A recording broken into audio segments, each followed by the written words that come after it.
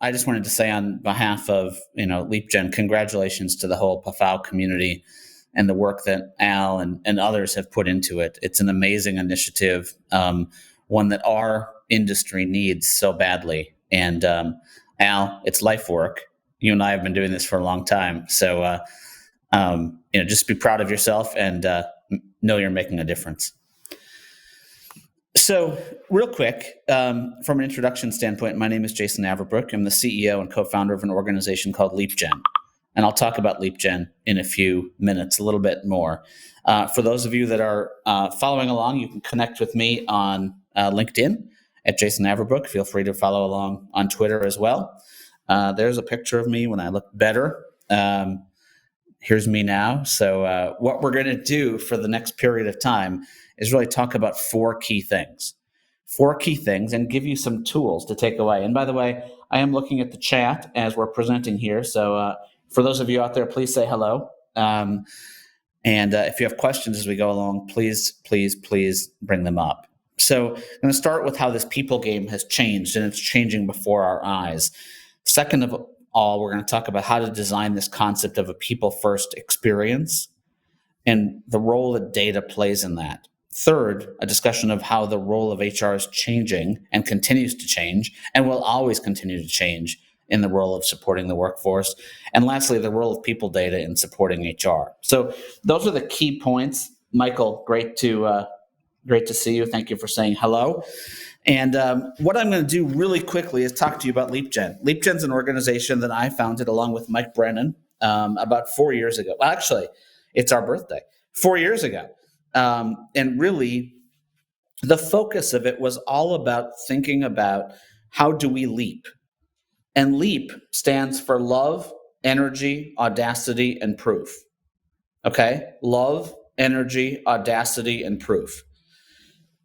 If I break that down, we have to love what we do, to generate energy, to do the audacious, and then to prove value. Love what we do, to generate energy, to do the audacious, and to prove value. And really what we're doing is we're trying to leap to whatever our OUR next generation of work is. And the reason I say R like that is because it's different based on who you are as an organization. We don't live in a one-size-fits-all world. The other thing that you'll see on this slide, and Al mentioned it a second ago, is that some people, like myself, have been around for a while, and I started to think back in March of this year what 2020 was supposed to be like. And I remembered this time I was working for Ceridian Corporation. I was staring at a mainframe, and this was on December 31st, 1999. And it was this thing called Y2K. I was staring at a mainframe saying, what am I going to do if this thing breaks? And right after we got through it, without problem, because we prepared, as organizations we prepared, what did we do? We started talking about Workforce 2020, Workplace 2020. Guess what? We're going to have better data. Guess what? It's going to be better experience. Guess what? Everything's going to be focused on mobile devices. Guess what? Everything's going to be video. Everyone's going to be working remotely. We talked about this way back in 2000, but all of a sudden 2020 hit, and what did we do? We maybe moved to the cloud. We weren't ready. Some organizations were ready in different states, and what happened is the future of work met the now of work overnight. So we're living in this now world. And we have to act like that. We don't plan for 4 years from now. We don't even plan for 4 months from now. We're living in this concept of this now world. What do? We, meaning you. You develop strategies, you deploy those strategies, and you sustain those strategies. Strategy, deploy, ROI. Way too long in our space, what we've done is we've implemented, and we've gone live. Implement is one part of deploy. And what I want to talk to you about today is how do we develop strategies? How do we deploy those strategies in a way that's holistic? And then how do we not treat our strategies like rocks? How do we treat them like pets? Walk them daily, water them daily, pet them daily. Like, don't just go live and then we're done. That's one of the biggest tragedies our industry makes, versus really focusing on, like, get rid of go live parties. Have go begin parties. Go begin, because once you're live, that's when you can really get the value. Okay, so when we think about that, we break down this concept of digital, which is the world we're all in today, right now, in the now of work, into these 4 buckets: mindset, people, process, and technology. I'm going to change them a little bit, okay? And you see the descriptions underneath. Mindset and vision. Okay, how do we focus on what matters now? How do we have a clear strategy and plan as to what matters now? And most importantly, commitment, acceptance, and adaptation, or alignment. This is the number one area that organizations miss. They miss the focus on mindset and vision. And for those of you that are saying it's fluff, like, say it all day long. You guys all talk as analytics leaders that we can't measure. We can't measure. The reason we can't measure is oftentimes we don't have a mindset and we don't have a vision. The second, who is our audience? Who's our audience that we're presenting digital data to? Is it HR people? Is it payroll people? Is it managers? Is it leaders? Is it employees and managers who don't know how to spell HR? One of the biggest things we see organizations make mistakes on is rolling out analytics to people, and they don't know what they mean. We've done all this work, but they don't know what they mean. We didn't understand our audience. We didn't do design thinking around our personas. Third, how do I make sure that I realize that as I'm designing, it's a whole new world now? HR people and payroll people work in processes, but employees and managers go through journeys. And when employees and managers go through a journey that's bumpy or that's not seamless, what do? They abandon. Every time they abandon, what happens? You lose data. And then number 4 is the technology. Once you understand your vision, understand your audience, understand processes and journeys, then you can go through the technology and implement it. But where do most people start? They start with the technology. And then they realize that, wow, this isn't doing what I thought. I watched a vendor demo today for one of our customers, who they were showing all these amazing analytics. And the person was, Al and I have been watching this for years, where the person is just drooling. CHRO, if we just had that, we need to buy this tool. They don't have any of the data to make that tool show that. And that being said, the technology goes to waste. So this equation is so important for us to think about. Now, in 2020, our game has changed. We've moved from a world where we've been focusing on counting people to a world where we want to make people count. And more than make them count, make them feel like they count. We've added a whole new range of empathy, a whole new range of humanity. As my previous speaker said, a whole new range of mission and values. And what does that do? It means I'm hydrating data with values. What? I'm hydrating data with empathy. I know some of you are like, dude, we don't even have the data. But data alone, without the human component to it, isn't going to get us where we need to go. Which means, where do we start? We have to focus on adapting. And the way that I define adapting for people is simply this: unlearning. I've been doing a lot of work in teaching schools how to come back online. And one of the hardest things for teachers, for administrators, for parents, is this concept of adapting. This is the same problem managers and leaders have when all of a sudden they get information from HR. Usually when HR calls a manager and leader, it's not a good thing. When HR calls a manager and leader with some prescriptive information that has humanity and empathy hydrated into it, guess what? It changes the whole relationship between the function and that business leader. So we have to focus on this concept of unlearning. Now, people ask me wherever I go, now all on video, why?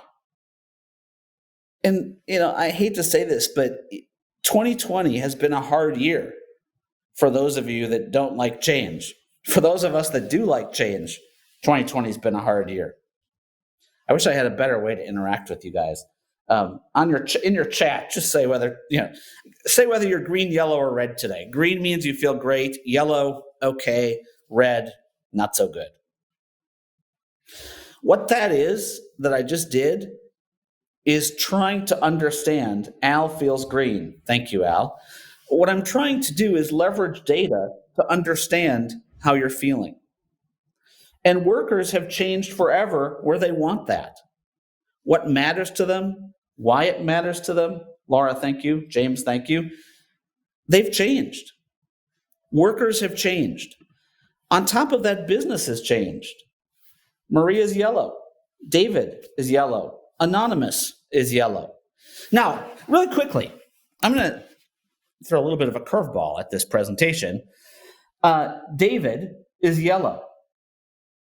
I don't just say David's yellow.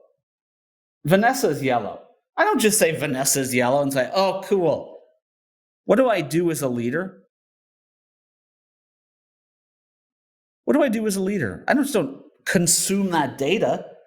I talk to Lizanne. I talk to Vanessa. I talk to Anonymous and say, you're yellow. What's going on? Is there something I can help you with? Is there anything I can do for you? Look at the power of having that data. Do you guys see what I did? Look at the power of having that data. David, exactly. Ask them how to get to green.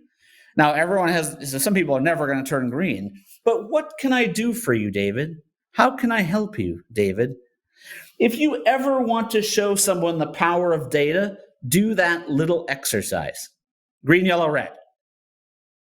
Now, if you take the data and you don't do anything with it, what are you? Tone deaf? And eventually people aren't going to give you the data any longer. So workers have changed. They want to be heard. They want to be understood. And they want T. They want trust. Business has changed. What we do, why we do it, and how we do it. Work has changed. Where people work, how they work, when they work. I don't want to monitor what people are doing.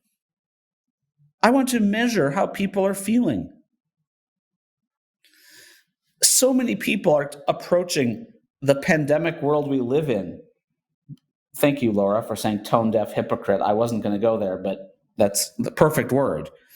So many people are approaching the world we live in right now in a monitor way. Oh, my people have to work at home, therefore they're not going to do anything.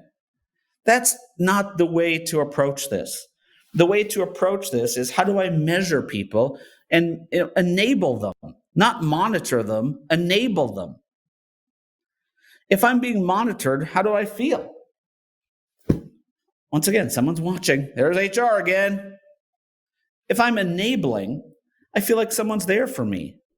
So the combination of people and humanity, which anyone that's worked with me for the last 7 months knows this, that digital transformation and HR technology is not about data alone.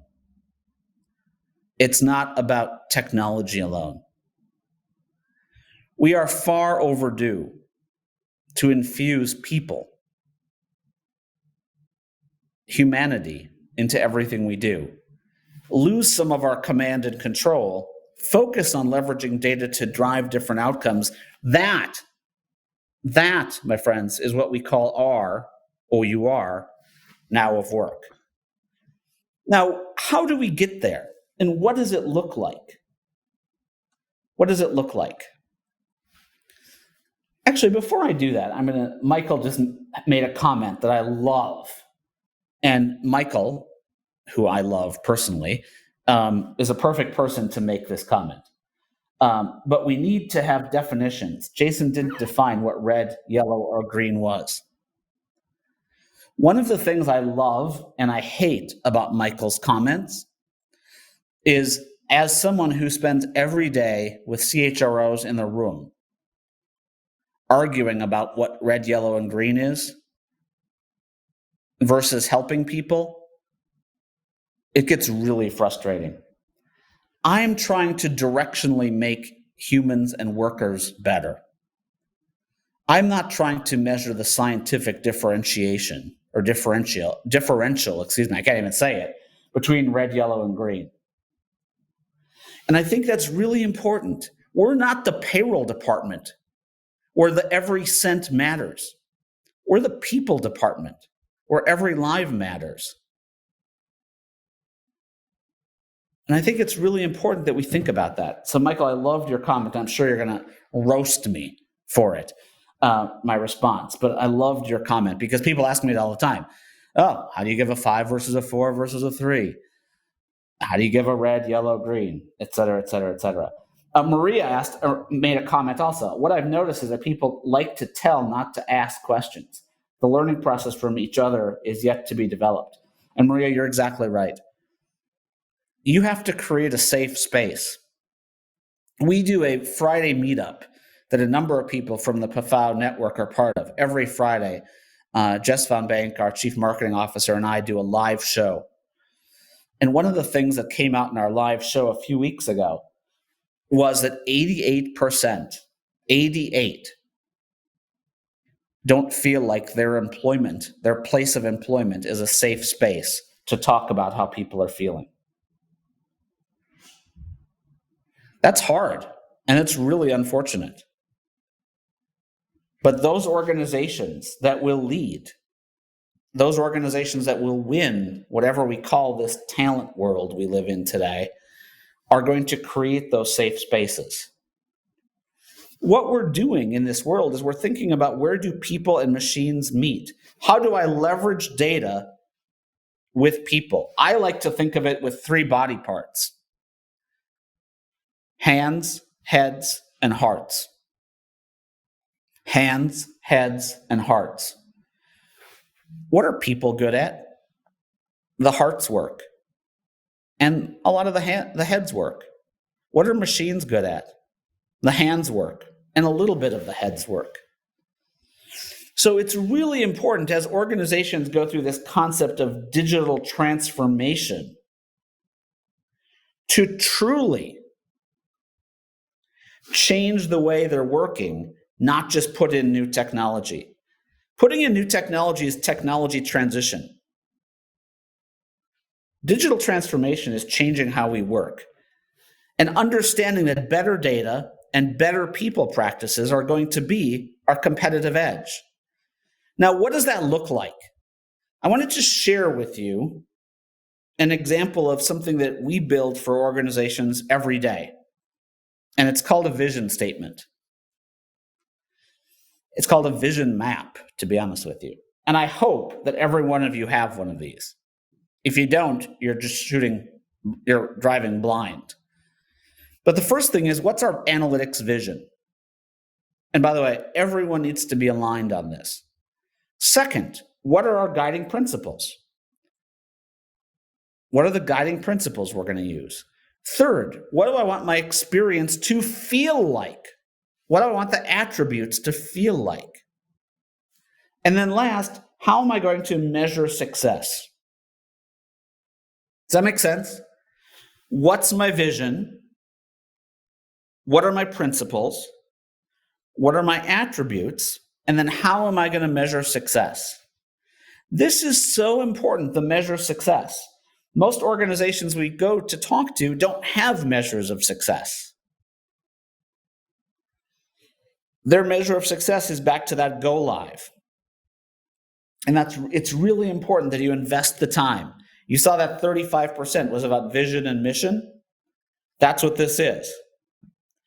The next thing is to get into How do I want to drive my operating model? These are all of the things that I need to be focused on when I'm thinking about data. Okay, now where's technology? It's in the infrastructure section. But look what I have. Consumer, who's my audience? Focus, what's my measure of success? Infrastructure, what's my technology? Technique, how am I presenting data? Skills, what am I doing? Do I have the right skills to be storytellers? What's my org structure? And then do I have the right governance? You can't have data and people analytics without this. And it can't be skewed. You need all of it. If you just have the technology without a people focus around the consumer, what do you have? Just dumb technology. If you have data governance, but you have no way to display the data, what do you have? Just data governance. So this operating model is really, really important. And I'm not going to go through each of these, but in the deck, you'll get a copy of it, which basically says for consumers, what's the description and what are the maturity levels? For focus, what are the maturity levels? Infrastructure, technique, skills, and org structure and partnerships. This is really important. And I would beg you, whether you're a consultant, whether you're an enterprise who's leading this initiative, to spend some time going through this maturity model and measure where you're at. Because one of the things that I hate, and I was on a call earlier today about this topic, was that organizations say we have an initiative. Our C-suite wants to do an initiative around analytics. Where do we start? You start here, and you start here. That's where you start. What are you trying to achieve? Who are you trying to achieve it for? What do you need to put in place? Okay, and then how are you going to measure success? And what I want to do in today's world is think about, how do I personalize? Deborah is yellow. The reason that I hope, I'm looking at the wrong camera, the reason I hope that Deborah feels some sort of connectedness to me at the moment is I just said she was yellow. I personalize a response. Deborah, what can I do to help you? You don't need to answer that. We live in a world where we used to focus on B2B, which was these big counts of people. Then we focused on B2C. How do I expose those big counts of people to employees and managers? Into a world right now that I like to call B2Me, which is based on who I am, what I do, how can I get the data that I need to be able to make the knowledgeable decision. So we've shifted from B2B to B2C to B2Me. And when we think about experience, it's so, so important. Because if people go to a tool or go to a site and it doesn't feel personalized or it doesn't feel like it means anything to them, what will they do? Abandon and call. They'll continue to abandon and call. And you're like, why did we roll this out to begin with? Very, very important. Also, thinking about real-time relevance. Deborah's yellow. What if I said 6 months from now, Deborah, I see you're yellow. Is there anything I can do to help? What a joke. Yet a lot of our data, that's how long it takes to get through the machine. Not the machine of technology, but the machine of our organizations. So I need real-time data which will produce relevant communication. If you actually look at what's happening in the world today, like turn on, there's a screen right in front of me, I apologize. And so, attention deficit disorder kicks in.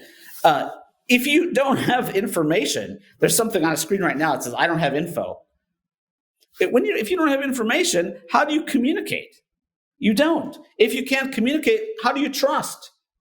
You don't. It's a huge part of what's going on in our society right now. Along with that, I need to listen. Deborah's yellow, but I also need to act. Now, a lot of us in the analytics space are going to say, what does that mean? Of course we're listening. We're always listening. We're doing organizational network analysis, et cetera, et cetera, et cetera. I have a massive problem that my managers and leaders don't know how to act. They don't know how to act with the information that you're giving them. Okay? You would think that a human would say, oh, Deborah, sorry to pick on you, Deborah. Deborah's yellow. Maybe I should listen and act. Well, what business is it of mine? What business is it of mine if she's yellow? That's a change. That's unlearning. That's adapting. Maria just said, it sounds like empowering managers to take action is needed. So how much of that can be provided and to which extent? Maria, that is a culture 101 discussion. Talk to Al Adamsen. I put Al on the spot. Al is brilliant at building cultures in organizations that will empower managers to leverage and use data. That's what Al's done his whole career. So, yes, that is what it is. How much of that can be provided? It's based on your organization and based on the culture that you build.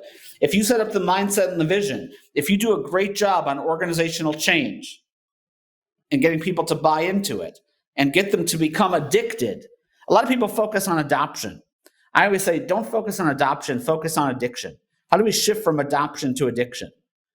As I get people addicted, that's where I can provide more and more and more. They see more and more value. If I don't get them addicted, because what they see is something that we call MVP, which is not most valuable player, it's minimum viable product. My audience has changed. Minimum viable product might have worked fine for HR leaders. Minimum lovable product is what I need for managers and employees. I need to change that MVP to MLP. James, do practitioners tend to overcomplicate or oversimplify data when making decisions? For the most part, people don't. James, it's a fascinating question. It varies, but for the most part, people tend to take data and use it as the only lever. Whether that's overcomplicating or not, I don't know. But data plus humanity is what's going to drive decisions. Okay? So practitioners, I would say they overcomplicate based on data. But at the same time, what I want to do is make sure that they use that data in the right way to make decisions. And ultimately, Maria, James, Deborah, what I want to do is stop focusing on getting people connected and truly focus on building connection.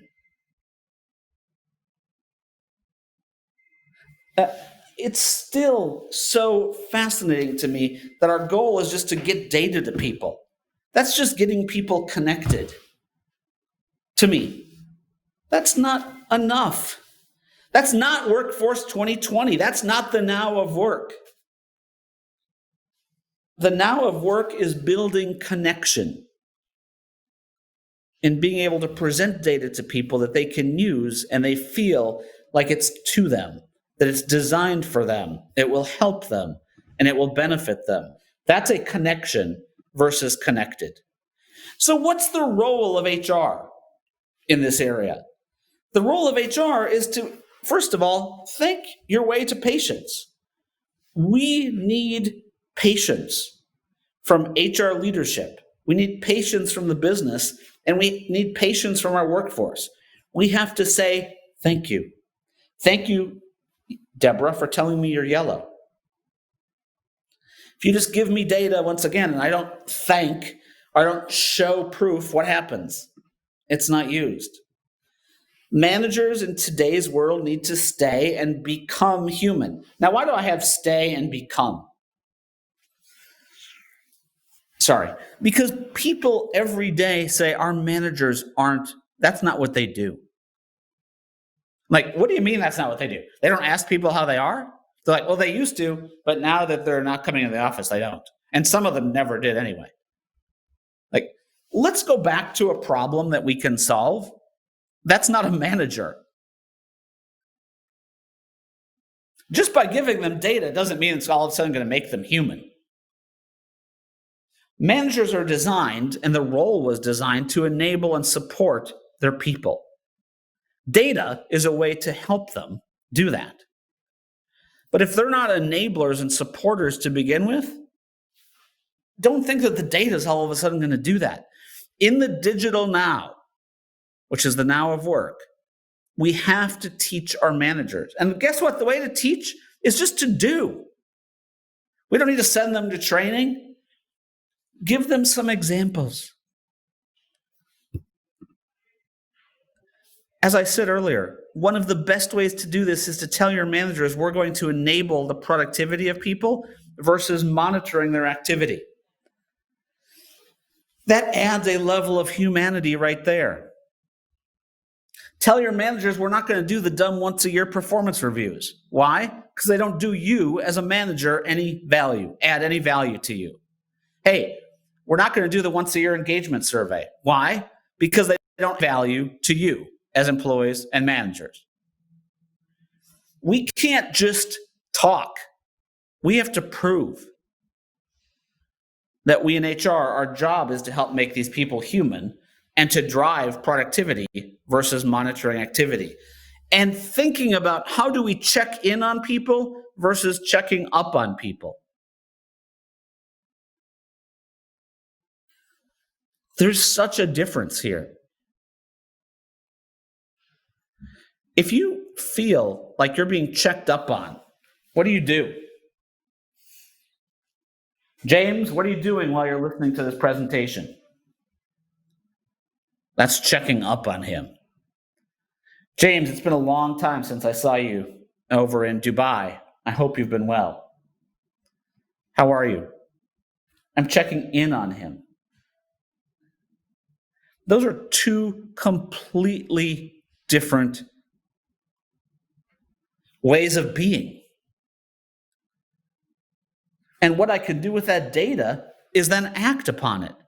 But if people feel like I'm being checked up on, what do? I just don't answer the question, or I lie. And then as managers, what do? Discount the data and don't do anything with it. So everything about this whole concept of the digital workplace is now a big part of HR's responsibility. It's always fascinating to me that we used to talk about the employee experience. And HR owned the cafeteria, the workout room, the open area to work, but IT owned the digital experience. There's no more digital and physical experience. There's one experience. And I can use data to make that experience so much more rich. So the last thing here, the role of people data in supporting HR. This is preaching to the choir. So I'm going to go through these quick because I'd love to get a few questions. First of all, data must be clean, trusted, accurate, and holistic. Okay, our data must be clean, trusted, accurate, and holistic. If it's not going to work. Our people, managers and leaders, and us, we must be human, empathetic, focused, and really focused on the long term. While we're focused on the now, we must focus on the long term and realize that data is the fuel that drives all of our people decisions. So, for example, we're just working with an organization right now.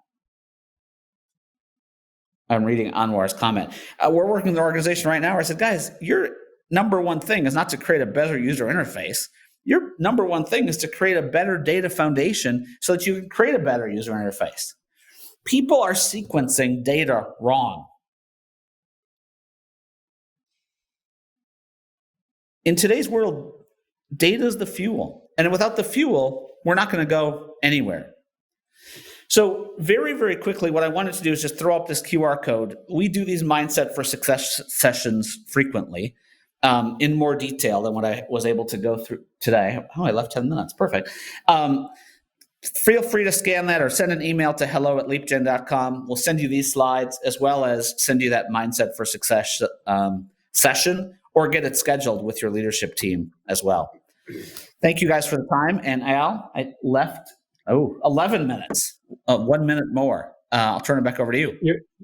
You're an artist. No, hey, Jason, I've had this very blessed 24, 48 hours. I don't even know how long it's been anymore. And it's just like, it's like the Academy Awards of people analytics and HR tech, and you being a star from, many hits, let's put it that way. So I really, really appreciate you joining and amplifying what you all are doing and what we're doing, and your kind words earlier. I really do appreciate it. And I want to give a big shout out just to your whole narrative, because I want to call out two things. Number one, the language that you're using is very intentional, and it's very accurate. And I think, I want to get your comments on this. We've been somewhat lazy in our language, both within HR and just in relationship dynamics. We've just, when we talk about check up, check in, even defining what empathy looks like and how to actually bring it to life in day-to-day interactions, we just haven't practiced that. So I celebrate that. And the other thing, before I let you comment, is that going back to your earlier slide, and I believe you had 35% for mindset and vision, and 33, and going down all the way to data, which I believe data and technology was 8%. So I told a story earlier in the day where when I was doing this work in the early 2000s, and I would receive an HR strategy, and there would be initiatives and responsible people and all this stuff. And at the far right would be data. How are we going to measure it? Now I'm like, what the hell? Involve me in the discussion in the first place. And we can talk about not only what data to design to measure this whole process here, but actually there might be some data that's available to actually shed light on whether or not that's a good thing to do in the first place. So I truly celebrate, moving away from this technology and data-centric approach to really spending time creating the space to really get clear on what we want as a culture, what we want as an organization. So, certainly applaud what you do. And, going back to the language thing, what are your thoughts there? You were obviously very careful in selecting these terms and calling them out. Why did you do that? So, as you know, Al, like I said, you're the master at this. Change starts from the beginning. So the more that you can get people to use those terms, the more that you infuse those terms in everything you do, all the way through implementation, all the way through visualizing data, all the way through presenting data back to managers, those same words, that same mission, those same visions, those are the words that meet what you're trying to do. Too often we have a strategy layer, then all of a sudden I turn it over to the implementation team, then all of a sudden I send out the URL, and then I hope magically that the vision that I set out was going to work.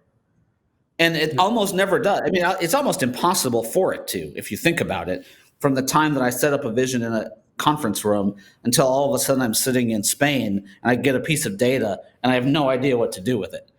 So language is really, it is intentional, it is powerful, and it's on purpose. And I think that's why that's why that vision map is so powerful. What's my vision statement? That's my 30-second cocktail napkin. What are my 4 or 5 or 6 principles? Everyone knows those principles so that I know exactly what I'm doing. And now the other thing I'll just have to say is that,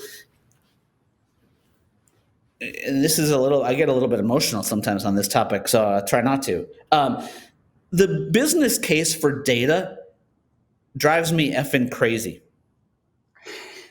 Because we still work with organizations who can't make a business case for presenting data about their people to their managers and leaders. It makes no sense. If you can't make a business case for presenting data to your managers and leaders about your people, you either A, are not doing it right, B, you work for a company that you shouldn't work for because they could give a crap about their people, right? Or C, it's a combination of the two.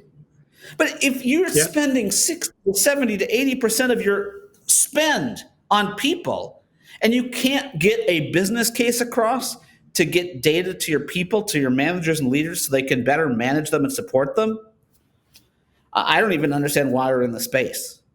And sorry, and this is 2020, Al. This is 2020. Like, there's never going to be a better opportunity. If someone says, oh, it'd be so great to know how our people are feeling right now during a global pandemic where everyone had to stop working at the same time and business all shut down and the world's in a mess and blah, blah, blah. Like, has there ever been a better time to make this business case? No. I'll just say, no, there hasn't. And I would go so far as to say, if I'm an organizational leader, I'm a CEO, I don't need a business case. I mean, the business case should be in my head and I should be commissioning work. I often say, like, who has put the business case together for market research, marketing analytics? It just, they have deemed it a necessary business expense to understand the customer, to set priorities on how they allocate their budget, to design product, deliver services, all that stuff. Why are we not doing, to your point, if we're spending so much on our employees? And I want to get back around to this notion, because you've been in the HR tech space a number of years, and you have been with product. Al, just really quickly, it's all about impact. Yeah. It's all about impact. I've never been able to show that Mr. or Miss CEO the impact that I can make with data. Mm-hmm. I always say I've been looking at myself in the mirror as an HR leader instead of looking through a window. If I'm just measuring myself constantly as HR, like, yippee, who cares? It has to be. I couldn't agree more. I have to show the impact, and if I do that, I'm going to get funding. Sorry. Yeah. No. I love your passion, and you're absolutely spot on. And particularly, given the reality that you touched on earlier, if we go back, for the past 20 years, and there is this historical inertia, I think, that we're trying to uproot a little bit, because even if a leadership team designed an ideal future state, then meanwhile, they're buying technology solutions around people over here, and they go, oh, we're going to go do this. And then they go to their technology stack and they go, no, it doesn't do that. It doesn't do that. It doesn't do that. How about taking that vision and actually having that guide your purchasing decisions? Because for a long time, the vendors have owned the narrative on what can and should be, as opposed to organizations having the clarity to say, okay, this is what we need. You're great, but it doesn't work for us. This is what we need, and we're going to do it with this group or this entity because they're aligning with our vision. So that all is predicated on doing the work that you're doing to making sure that vision and mindset is anchored in something that is desirable, and that they're going to, put a stake in the ground when they go shopping for technologies and data and so forth. How do you feel about that approach? Do you agree? You mentioned the word purchasing. Mm-hmm. Like, that's the easiest part of this whole thing, the purchasing part. Like, the hardest part of it is, what do I want to do? Back to what you're saying. Mm-hmm. Like, I could go out, in the United States, we're watching jointly the cluster F of COVID testing, right? We've been watching it for 6 months. I've purchased lots of machines to do COVID testing, yet what? I'm not doing COVID testing. I can purchase stuff all day long, but when it comes to what am I trying to achieve, I'm sorry to get onto a controversial topic, but it's something that's very close to me, that it's not about purchasing. Like, the purchasing part will come if the vision is there and the alignment's there. It's when we jump into purchasing and then try to work backwards to say, oh, let's create a fake problem. Which, it's not a fake problem, by the way. Any of this is not a fake problem. But we sometimes have, now we have to work on the business case. If the business case isn't coming to you, mm-hmm. I don't even know what to say. Like, it should be right in front of your face. You know what I mean? Like, if you're trying to make a business case to do people analytics, I don't even know why you're in HR. Yeah, I agree. And I want to understand, Obviously we have pre-COVID and we're not post-COVID. We're in the midst of COVID. And, I'm just really curious, given that the fact that these crisis management teams have been spun up that have been multidisciplinary in many cases, where you have facilities with HR, with IT, and they're having, very fundamental questions about how do we enable workers to get stuff done? How do we promote their well-being? And I'm like, wow, this is such a great outcome of this very serious crisis. And then it invites the question, what are these teams going to do ongoing, if anything? And what dawns on me as you're talking is that it would be great for them to create space now that kind of the crisis part, and I don't want to dismiss anything because I know many are still in crisis, but it's like, okay, we're together, we've been talking. What do we really want to do consciously to craft the future of this organization? Keeping in mind, and I really like and celebrate your now of work, that there is a planfulness to this, and there's also an immediacy to this that has to be, ebb and flowed as we go. So are you seeing an uptake in your services saying, hey, we need the space, we need guidance, we need framing around, this opportunity that's right before us? What's happening there for you? Yeah, and I don't want to make it about me. Every organization took on water, Al. Every organization took on water when this hit. Okay, I mean, we had 20 years to prepare for the workforce 2020. We didn't know that a massive virus and the other social unrest things that are just tragic led us to 2020 in the way that we did. But we're here. So, for me, what do? We treat it like now, and we forget about our sins of the past. Mm-hmm.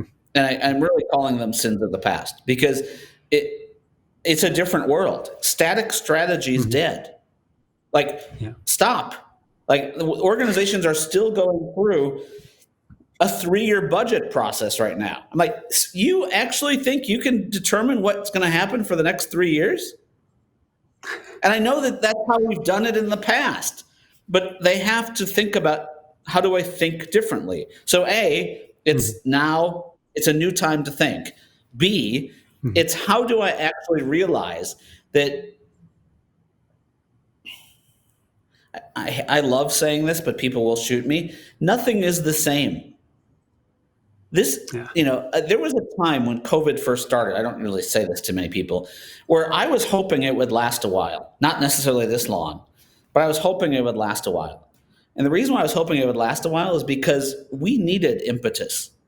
We needed an impetus to change. We were just doing the same stuff. You and I have both been in the space for 20 some years, and we've been doing the same thing. Yeah. For the most part. We've needed an impetus to change. So the second thing is that we have to realize that workers' work, business have changed forever. And the need to manage and think about how people are feeling has changed forever. And then the third thing I'm just going to say, Al, is that organizations today have to be more resilient. That word is a popular word right now, but it's elastic. It's elastic. And, once again, just turn on the news or whatever, and you realize that, you go from high to low to high to low to high to low to high to low. In the United States, you're like, whoa, that just happened a week ago? That seems like a year ago.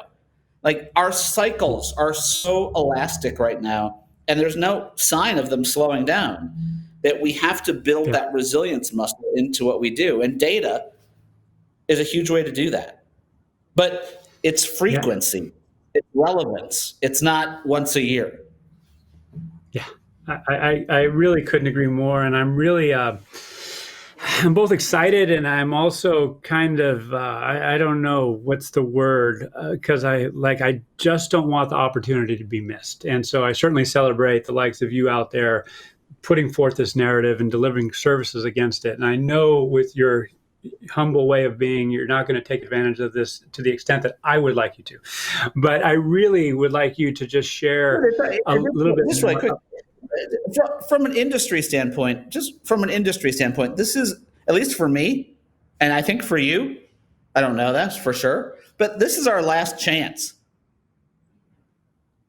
I going to leave this industry, I mean, this change that we're dealing with right now is going to last until we leave this industry. So if we don't actually make it work now, and we don't actually change our function now, I think the function just goes to an administrative function, and and that will be.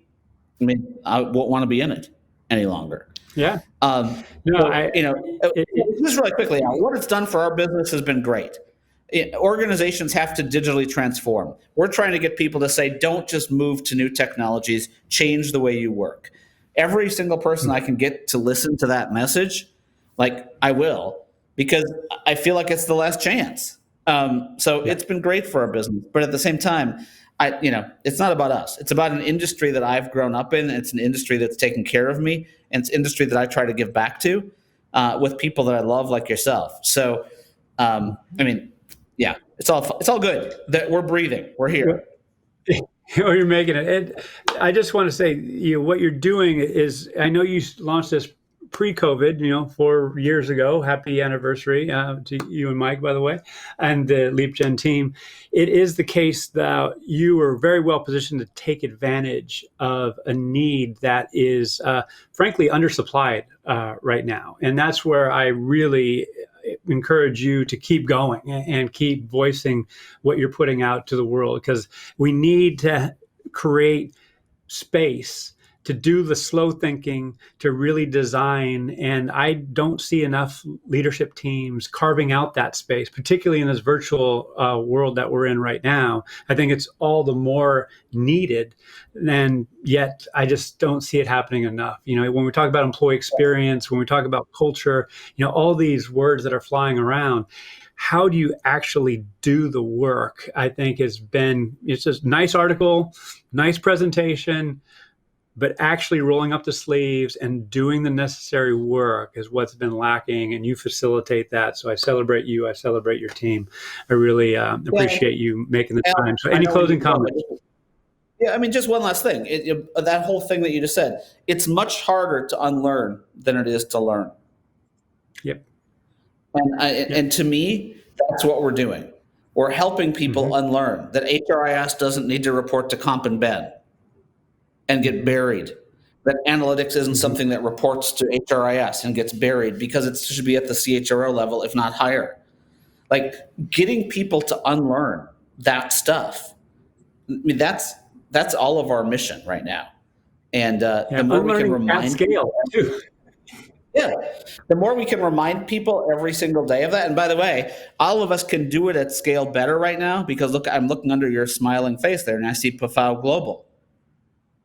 Right? I used to get on an airplane every single day of my life, my fat ass on an airplane seat, flying around the world and doing 1 or 2 presentations a week.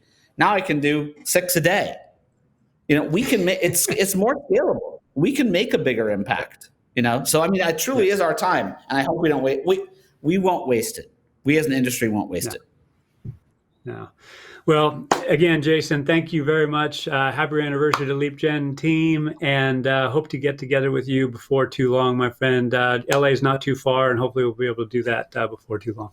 You be well. Yeah. Sounds good, brother. Take care. All right. You too. Bye-bye.